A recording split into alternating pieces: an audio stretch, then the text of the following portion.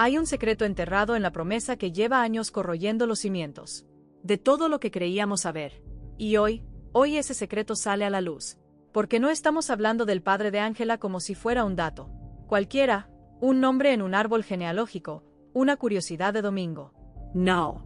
Estamos hablando de algo que, si se confirma, reescribe cada escena, cada mirada, cada silencio de doña Leocadia de Figueroa desde el primer episodio de esta serie. Estamos hablando de algo que podría hacer temblar los muros del Palacio de los Luján desde sus cimientos más profundos. Y si llevas tiempo siguiendo la promesa, si has estado ahí desde enero de 2013, ya sabes que esta serie sabe guardar sus secretos. Pero este es diferente. Este es el más grande de todos. Quédate, porque lo que viene a continuación va a cambiar por completo todo lo que pensabas saber. Desde el primer instante en que Ángela cruzó las puertas de la promesa, hay una pregunta que flota en el aire como polvo dorado que nunca termina de caer. 3 palabras, simples, directas, devastadoras. ¿Quién es su padre? Parece sencillo. Parece una de esas tramas secundarias que la serie va a resolver en 2 o 3 episodios y después archiva en el cajón del olvido. Pero no. Aquí no. En la promesa, ese misterio no ha hecho más que crecer, alimentarse, hacerse más oscuro, más denso, más peligroso con el paso de cada semana, y la responsable de que ese secreto siga vivo, de que siga sin salir a la luz, tiene nombre y apellido: doña Leocadia de Figueroa. La mujer que llegó al palacio con su elegancia afilada como un cuchillo, su lengua capaz de cortar el aire y una historia personal que huele a pólvora. Porque Leocadia no es una madre que simplemente no quiere hablar. No es una mujer avergonzada que prefiere callar por pudor. No. Leocadia es una mujer que ha tomado una decisión estratégica, calculada, fría como el mármol del palacio. Un pacto consigo misma, que renueva cada vez que alguien se acerca demasiado a la verdad. Desde el primer momento, cuando alguien ha osado preguntarle ¿quién es el padre de Ángela?, Leocadia ha respondido con una sola frase, que lo resume todo: es una persona muy importante. Y en alguna ocasión, más reveladora aún, ha llegado a decir, la más importante. ¿La más importante? Esas 2 palabras no son un accidente, no son una hipérbole dramática. En el vocabulario de Leocadia, donde cada palabra está medida, pesada y envuelta antes de salir por su boca. Decir la más importante es una declaración. Es una bomba con la espoleta puesta, esperando el momento adecuado para explotar, y luego está esa otra frase. Esa que hace que se te ponga la piel de gallina si la piensas con calma.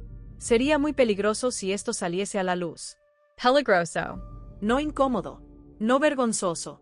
No complicado. Peligroso. Piénsalo bien. Estamos en el año 1917.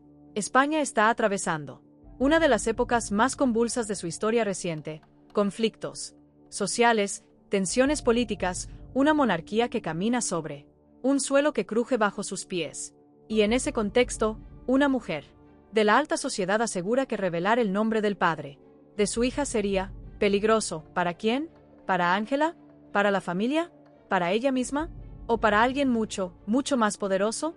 Eso es exactamente lo que vamos a descubrir hoy. Durante semanas, la teoría más extendida entre los seguidores de la serie apuntaba en una dirección muy concreta: Cristóbal Ballesteros. Y no era para menos. Las pistas estaban ahí, sembradas con cuidado quirúrgico por los guionistas. La cercanía entre él y Leocadia. Las miradas largas, cargadas de una historia que parece anterior a la promesa, anterior incluso a Ángela. Esa complicidad extraña entre 2 personas, que parecen saber demasiado el uno del otro. Todo encajaba demasiado bien. Y entonces llegó el golpe que nadie esperaba. Curro, armándose de un valor que le costó toda su compostura, fue directo al grano con Cristóbal. Le preguntó sin rodeos si había tenido una relación sentimental con Dona Leocadia. Una pregunta directa, sin trampa ni cartón. Y Cristóbal lo negó Rotundamente. sin dudar, sin vacilar, sin esa pausa incómoda que delata a quien miente. Lo negó. Pero atención, porque aquí la historia no termina. ¿Por qué negarla? A él no significa que Cristóbal esté fuera del juego. Todo lo contrario. Lo que sí vemos con claridad es que Cristóbal está profundamente, desesperadamente enamorado de Leocadia. No de ahora. Desde hace años. Desde siempre, quizás, y Leocadia lo sabe. Y lo usa. Como usa todo lo que puede usar. Leocadia juega con ese amor como si fuera una ficha en un tablero. La acerca cuando la necesita, la aleja cuando ya no le sirve. Ese amor de Cristóbal es su seguro, su escudo, su cómplice involuntario. Pero entonces ocurre algo extraordinario. Leocadia, en un momento de rarísima sinceridad, le confiesa a Cristóbal lo que el propio Curro ya sospechaba: tú no eres el padre de Ángela. Y Cristóbal, confundido, herido, sorprendido, le pide que le diga quién es entonces el verdadero padre, que comparta con él ese secreto, que confíe en él una vez, solo una. Y Leocadia calla.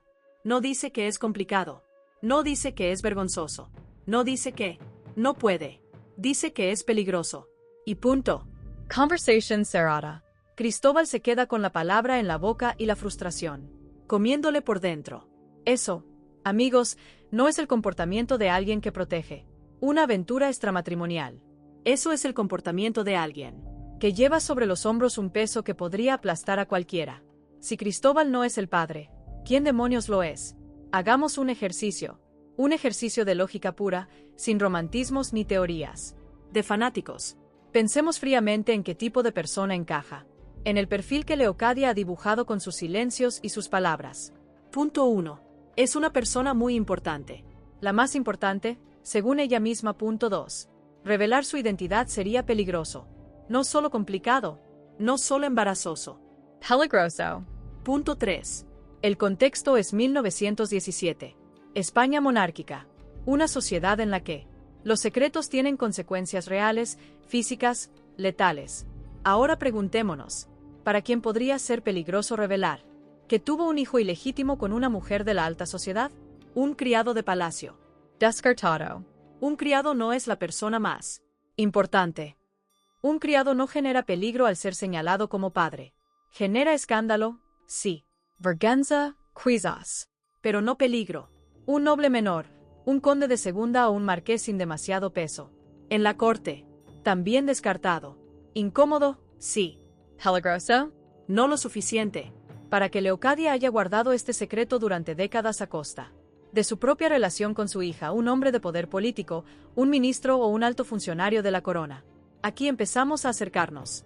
Aquí el peligro empieza a tener sentido. Pero incluso así, bastaría para justificar ese nivel de silencio. Ese terror permanente en los ojos de Leocadia cuando alguien roza el tema. Y entonces llegamos al único nombre que lo explica todo. El único perfil que convierte el miedo de Leocadia en algo completamente racional. La única persona ante quien el resto de España tendría que bajar la cabeza. El rey. Alfonso XIII. El rey de España en 1917. El hombre que encarna el poder en su forma más absoluta, más intocable, más peligrosa. Si el padre de Ángela es el rey, entonces todo encaja. Absolutamente todo. Podéis dejar de buscar. O podéis seguir conmigo, porque esto se pone mucho más interesante. Para entender cómo pudo llegar Leocadia hasta el rey de España, hay que entender primero quién es Leocadia de Figueroa de verdad. No la versión que ella proyecta, esa dama elegante, impecable, siempre a la altura de las circunstancias. No esa fachada tan cuidadosamente construida que parece de porcelana pero esconde acero dentro. Hablamos de la Leocadia real, la que tiene un pasado. Y ese pasado tiene un nombre que muchos recordaréis: el Barón de Linaja. El Barón de Linaja, un hombre poderoso, con influencia, con acceso a los círculos más elevados de la sociedad española. Y, detalle clave, detalle que dice mucho de cómo funciona la mente de Leocadia, el padre de su mejor amiga, sí. Habillado bien. Leocadia se convirtió en amante del padre, de su propia amiga, en una época en la que eso no era solo escandaloso, era una traición en toda regla. ¿Y por qué es esto relevante para nuestra teoría? Porque nos dice algo fundamental sobre cómo opera Leocadia. Esta mujer no tiene barreras conventionals. No se detiene ante lo que se debe hacer, o ante lo que está bien hacer.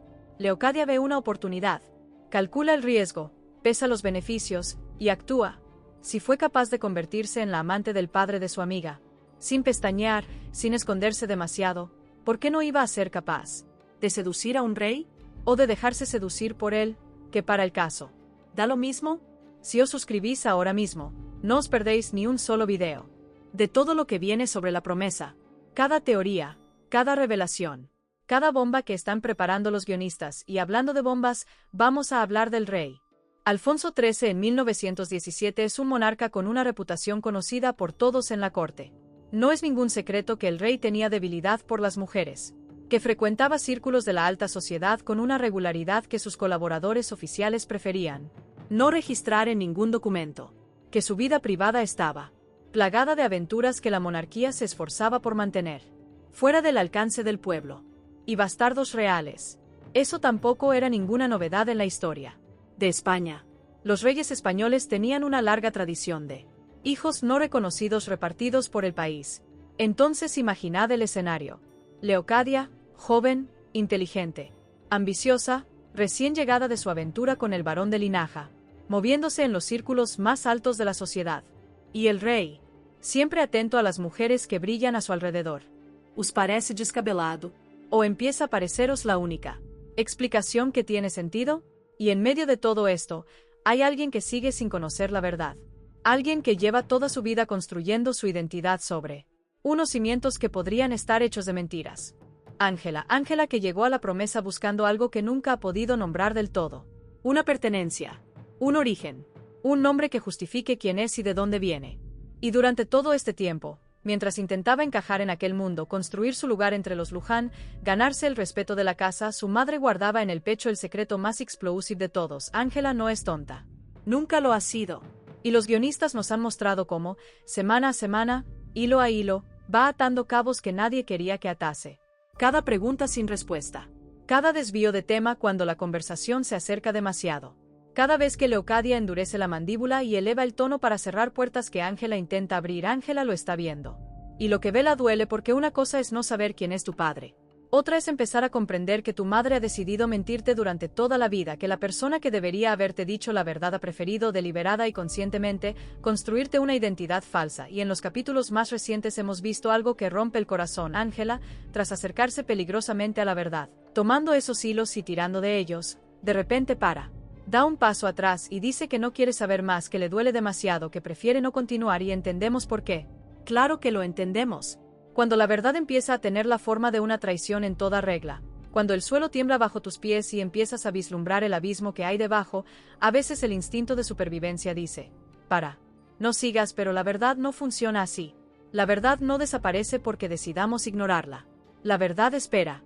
Paciente, fría, terrible, y cuando Ángela ya no esté buscando, cuando haya bajado la guardia, cuando crea que puede respirar tranquila, la verdad volverá y llegará con fuerza total. Hay algo que los seguidores más atentos de la promesa han sabido leer desde hace tiempo, y que conviene analizar en detalle, para entender la magnitud de lo que Leocadia está escondiendo. Sus silencios no son vacíos. Sus silencios están llenos. Leocadia de Figueroa habla un idioma paralelo, un idioma hecho de lo que no dice, de lo que evita, de lo que desvía. Y si aprendes ese idioma, si dedicas tiempo a escuchar sus pausas con la misma atención con la que escuchas sus palabras, entonces empieza a dibujarse un mapa. Revisemos las pistas, una por una. Primera pista, la jerarquía. Cuando Leocadia dice que el padre de Ángela es la persona más importante, utiliza un superlativo absoluto. No dice alguien importante. No dice un hombre con influencia. La más importante. Ese artículo determinado, ese superlativo, eso es una definición. Hay solo una persona que puede ostentar ese título en la España de 1917 sin que nadie se lo discuta. Segunda pista, el peligro como concepto político. Cuando Leocadia dice que sería peligroso que la identidad del padre saliese a la luz, no está pensando en un escándalo social. No está pensando en que va a decir la vecindad o la aristocracia local. Está pensando en consecuencias de otro calibre completamente. El tipo de consecuencias que tiene exponer un secreto, que afecta a la institución más alta del Estado. Tercera pista, la consistencia temporal. Leocadia lleva décadas guardando este secreto. No semanas, no meses, décadas. Ese nivel de disciplina, de resistencia, de silencio sostenido, solo se mantiene cuando el miedo que subyace es proporcional a la amenaza real. Guardar un secreto así no es un acto de voluntad. Es un acto de supervivencia. Cuarta pista, la palabra bastarda. Leocadia utiliza esa palabra, a veces con una frialdad que hiela la sangre. Bastarda. Como si le recordase a su propia hija la naturaleza de su origen, con una crueldad que resulta difícil de entender si no la enmarcas en el contexto. de alguien que lleva toda su vida cargando con la culpa y la vergüenza de un secreto inconfesable. Quinta pista, el miedo que no cede. Han pasado años. Ángela es adulta. El mundo ha cambiado. Y sin embargo, Leocadia sigue sin ceder. Sigue tan hermética como el primer día. Eso no es cabezonería. Es terror. Es el miedo de alguien que sabe que revelar ese nombre no tiene consecuencias menores aunque hayan pasado décadas. Pongámonos en situación real. Estamos en la promesa, el palacio de los Luján, un lugar donde la reputación no es todo, donde las familias valen tanto como su honor y donde un solo escándalo puede destruir generaciones de trabajo. Ahora imaginad que un día se descubre que Ángela, esa mujer, que vive bajo ese techo, que se ha integrado en esa casa, es hija ilegítima del rey de España. El impacto sería nuclear primero para la familia Luján. Alojar bajo su techo, conscientemente o no, a una bastarda real sin haberlo declarado, sin haber tomado las medidas protocolarias correspondientes. Las consecuencias políticas y sociales de esa situación Syrian devastadoras. Segundo, para la propia Ángela, pasar de ser una mujer sin padre conocido a ser reconocida, aunque sea extraoficialmente, como descendiente ilegítima de la corona. En 1917, eso no es un ascenso social, es una sentencia, porque los bastardos reales no tenían vida fácil. Eran la prueba viviente de la debilidad humana del monarca, y como tal, eran incómodos para todos. Tercero, y quizás más importante, para Leocadia misma, porque si esta historia sale a la luz, Leocadia deja de ser la dama sofisticada y poderosa de los salones de la alta sociedad. Se convierte en la mujer que tuvo una aventura con el rey y guardó el secreto durante décadas. En algunas interpretaciones de la época, eso podría considerarse casi traición. ¿Entendéis ahora por qué el silencio de Leocadia no es un capricho? Porque es una necesidad de supervivencia. Ella no está protegiendo su honor, está protegiendo su vida, o al menos, la vida tal como la conoce. Antes de avanzar hacia las teorías finales, hay que dedicarle un capítulo a Cristóbal Ballesteros, porque su historia en todo esto merece atención propia. Cristóbal está enamorado de Leocadia. Profunda, irremediablemente. Enamorado. No de ahora, sino de siempre. Como esas llamas, que no se apagan aunque las pises, que siguen ardiendo bajo las brasas, aunque nadie las alimente. Y Leocadia lo sabe, lo ha sabido siempre. Y ese saber es una de sus armas más eficaces. Cuando necesita que Cristóbal guarde un secreto, le da un poco de cercanía. Cuando necesita que se aleje, le da un poco de frialdad. Es un manejo milimétrico, casi artístico, de las emociones de un hombre, que lleva décadas a merced de una mujer que nunca va a darle lo que realmente desea, pero en el capítulo más reciente vemos algo que rompe ese patrón. Cristóbal, al saber que no es el padre de Ángela, no se rinde, no se va, no cierra la puerta, le pide que le diga la verdad, le pide que confíe en él, y ella no puede, o no quiere, o ambas cosas. Y lo interesante no es la negativa de Leocadia. Lo interesante es lo que eso nos dice sobre la naturaleza del secreto.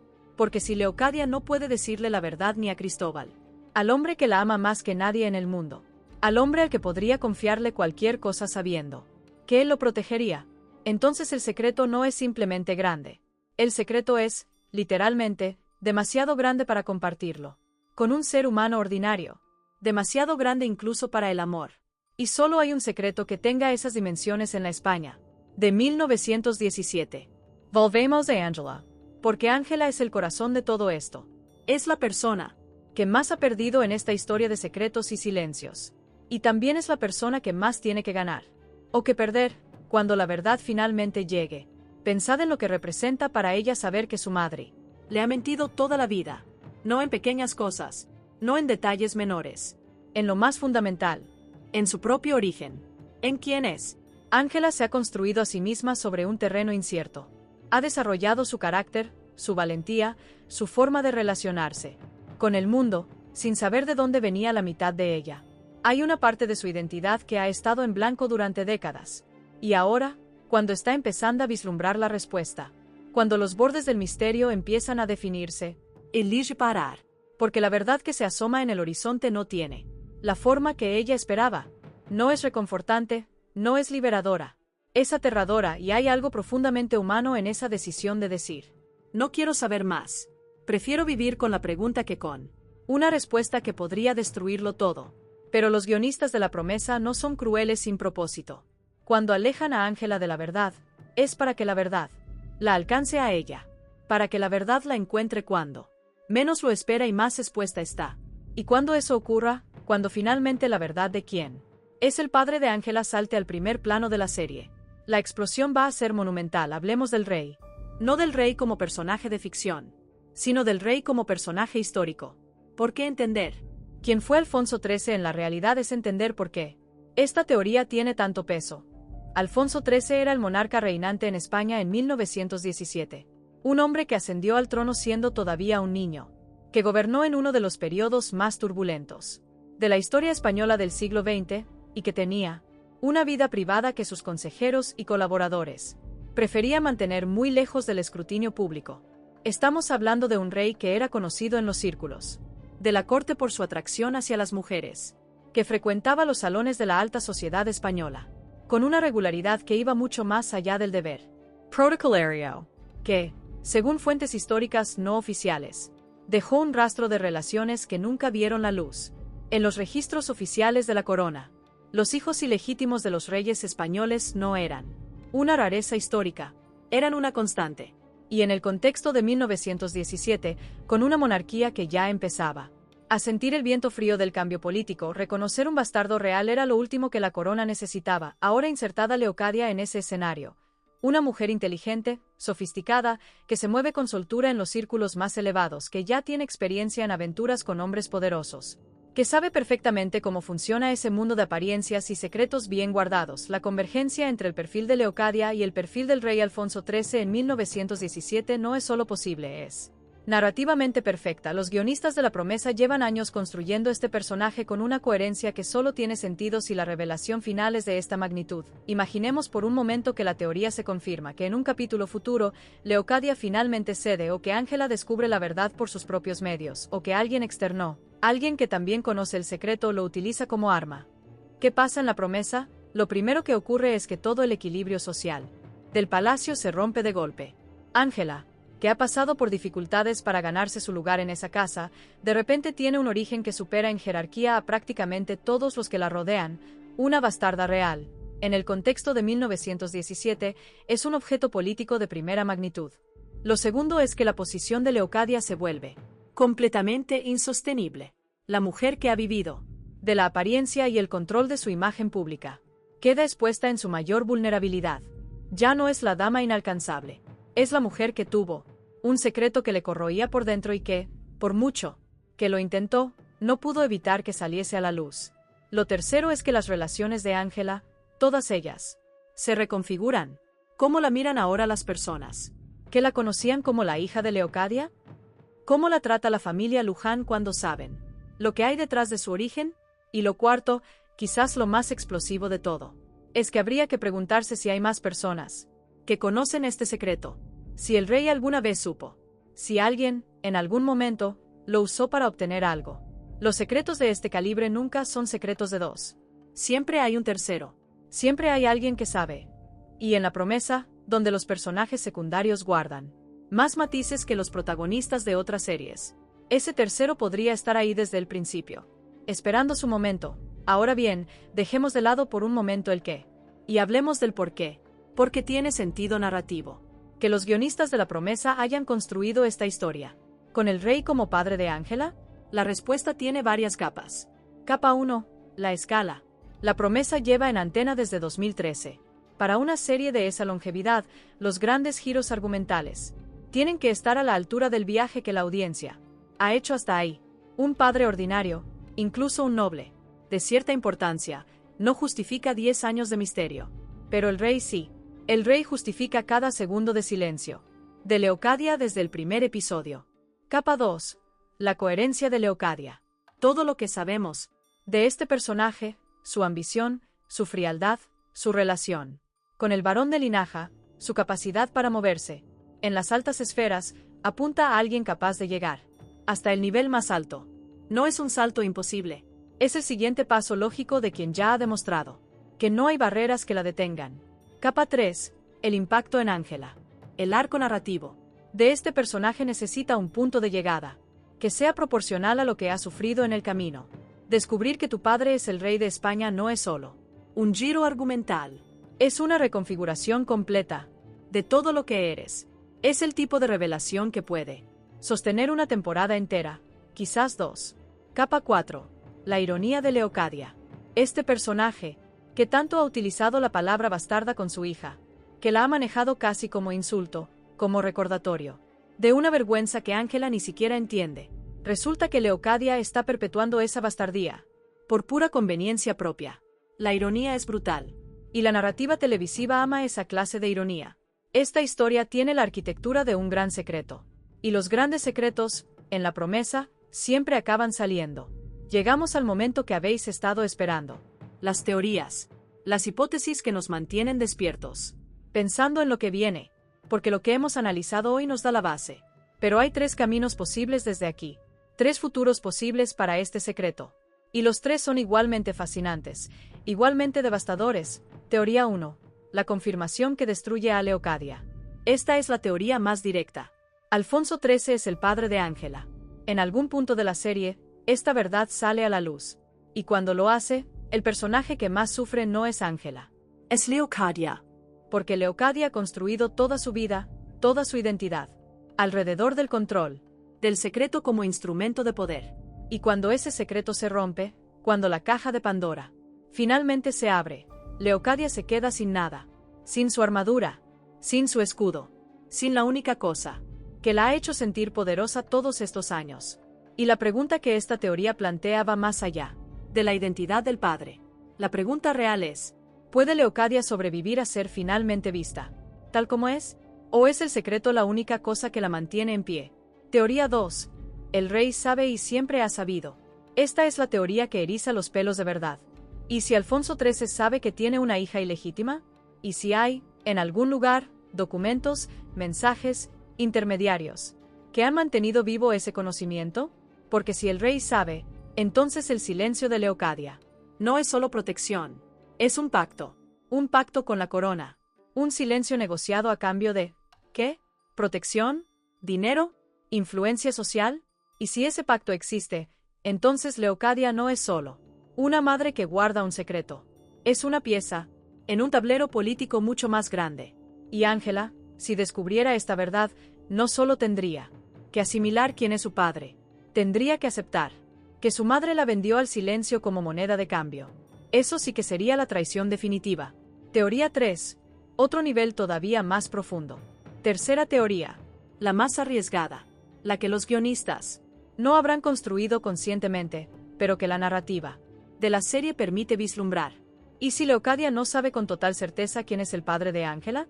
¿Y si hubo más de un hombre, más de una posibilidad, en ese periodo de su vida? ¿Y si el silencio de Leocadia no es solo protección, sino también incertidumbre? Si el peligro que percibe no es solo por quien podría ser el padre, sino porque hay varios candidatos y uno de ellos es el rey.